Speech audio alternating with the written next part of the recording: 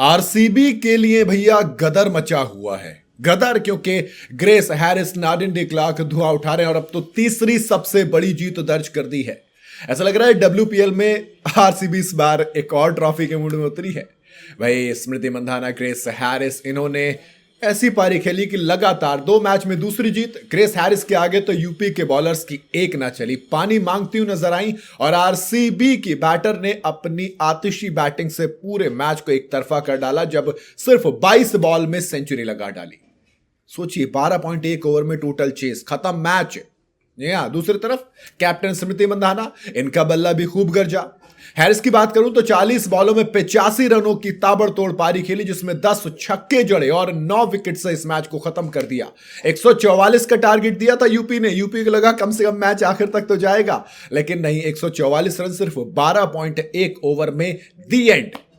आप कहेंगे क्या है दोस्त, इरादे नेक नहीं है आरसीबी के। 144 रन के टारगेट का पीछा करने उतरे आरसीबी। ग्रेस हैरिस और स्मृति मंधाना ने ताबड़तोड़ शुरुआत दी।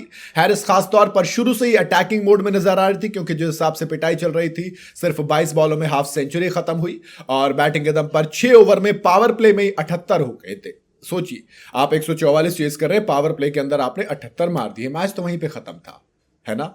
टीम ने अपने 100 रन सिर्फ 8 ओवर में पूरे कर लिए, सिर्फ 8 ओवर में।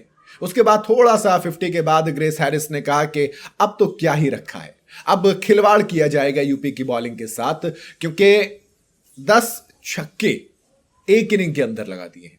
40 बॉल 85 रन, 10 चौके, 5 लंबे लंबे छक्के। दूसरी तरफ से कैप्टन स्मृति मंधाना उस एंड को संभाले हुए थी। 47 रन बनाकर वो नॉट आउट रही। उन्होंने जल्दबाजी नहीं दिखाई, उन्होंने सिंपल रखा कि चलिए मैं एक एंड को पकड़ कर रखती हूं। और इसके बाद 11.4 ओवर में 137 रन हो गए थे इनके। आरसीबी की बात करूं फिर उसके बाद डब्ल्यूपीएल में ये दूसरी जीत है लगातार। और ओवरऑल अगर इतिहास को देखेंगे डब्ल्यूपीएल के तो गेंदों के लिहाज से ये तीसरी सबसे बड़ी जीत है।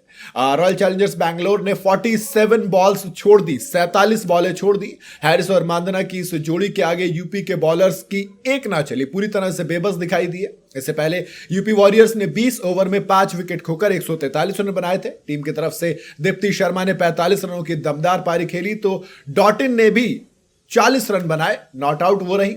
गेंदबाजी में आरसीबी की तरफ से श्यांका पाटिल और नाडिन डी क्लार्क एक बार फिर से चमकी, 2-2 विकेट दोनों ने चटकाए और आरसीबी की लगातार दूसरी जीत। नाडिन डी क्लार्क ने इससे पहले एमआई के सामने 4 विकेट चटकाए थे पहले 4 ओवर में 26 रन देकर, और फिर उसके बाद जो पारी खेली थी भाई साहब 63 रन की, जिसमें आखिरी ओवर में 2 बॉल खाली हो गई, 18 जीत, 6-4 मैच खत्म, 20 रन बनाकर आरसीबी को जिताया था। और ये 2 पारी 2 अलग अलग प्लेयर ऑफ द मैच, ये बताता है कि आरसीबी इस बार अलग फॉर्म में है। बाकी क्या लगता है, दूसरी ट्रॉफी आ जाएगी वुमेन्स में और ओवरऑल तीसरी? कमेंट में जरूर बताइएगा।